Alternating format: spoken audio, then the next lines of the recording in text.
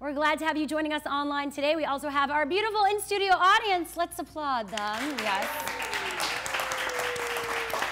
There are people here, a lot of people. And, of course, on the couch, it's our awesome What's Trending panel, so thank you all for being here. He has written everything from sports columns to sitcoms, and for everyone from Martha Stewart to Time Magazine, the occasionally controversial Joel Stein. Oh, thank you. You are appreciated, Joel. A woman you never want to bet against, Annie Duke.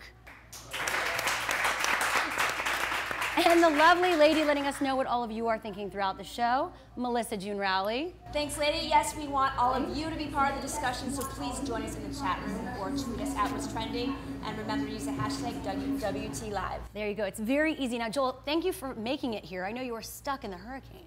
I was. These people are, I feel awkward with them around. Why? I don't know if they have to stand. You always write alone, though. You're not used to people being around. They're dressed better than me. I don't know. How did you find these people? On the street, you know. Seriously? Yeah, I just been like, yo, want to be part of a live show? They're all cool looking, right? They're all people They're that Hollywood. You know, we tweet people. I just tweet people saying you want to join the show. Anyone's welcome. So if you're in LA, you're always welcome to come on the show. Just tweet me at What's Trending or at Cheryl Lazar. Right? It's like a rule. Yeah, It is now. It's fun to observe them. Well, you're here today, so I'm happy you've made it out of the East Coast. I'm alive. I'm one of the lucky ones. And you're wearing pink, which means you're very alive. That's to celebrate. As a man. And now you also recently wrote about cooking shows on YouTube. So where do you see online content headed? Right here, apparently. I appreciate that. Yeah, I feel like I'm part of the future right now. You are. You are welcome. Yeah. Where do I see online content going? Yeah. I don't even understand that question. Well, video content. Video content? Yeah, because you cover YouTube and the culture there. Yeah, where do I see YouTube going in particular? I mean, they want to be a million niche channels where instead of going, you know, if you're really interested in, you know, death metal, vegan cooking, you have your own channel where there's like 10 shows you can watch. I mean, that's their dream, right? Yeah. Unfortunately, of course, like the more narrow you get, the crappier content is. But they think people are willing to make that trade-off. Well, crappy content still sometimes gets views. Yeah. No, I mean, look, it works in porn. Like the weirder your fetish is, the crappier your content, right? Like the quality goes straight down. What's your fetish? Me? No, we don't need to go there.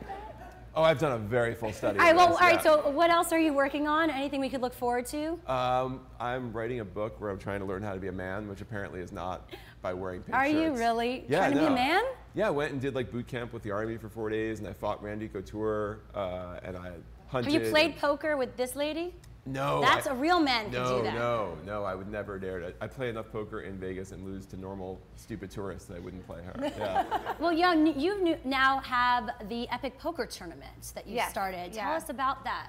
Well, so poker was the only place where you didn't ever get to see on TV the best playing the best, because all the tournaments prior to what we did were anybody can enter, anybody can win. But just like the PGA or the tennis tour, you know, we felt that you should have something where you actually had some objective qualification criteria where a limited number of people can enter. So we did that. Our first event was in August. Our final table, which is going to premiere at the end of September, 6 players at it, 45 million in lifetime earnings. So it worked like a charm. Wow. It was 137 of the best poker players in the world, and our next event is coming up, actually starting at the end of this week on September 2nd, with the main event on the 6th. That's a much better system, because the problem with having random dudes is they will do things you can't predict, and then the poker gets kind of crappy, right? Well, yeah, I mean, you know, it was interesting when we first announced. We did have some people say, "Oh, well, but that doesn't seem right because anybody can play poker. Isn't that what's great about the game?" And we said, "Well, that's one of the things that's great about the game, but anybody can play golf." And my 72-year-old dad is still playing tennis, and I'm not really interested in seeing him play on TV. Nice. But it's worse with poker because people who aren't really, really good can sometimes win by luck, and they do random things, and you can't predict what they're going to do. Exactly. They don't know the rules. And what you've seen in televised poker is that, you know, you want to create like a really good fan relationship with the players, and you can't do that unless you have the same players playing every week, just like in the NFL. It's like a cast of poker players. Yeah, imagine if you, in the NFL, like you were watching the Eagles, but every week they changed who was on the Eagles. Like the fans would never engage with that very well. You want them to have the same players over and over again. I think the Eagles do that, actually. That may be, actually. They're always hiring the Patriots. Everyone out.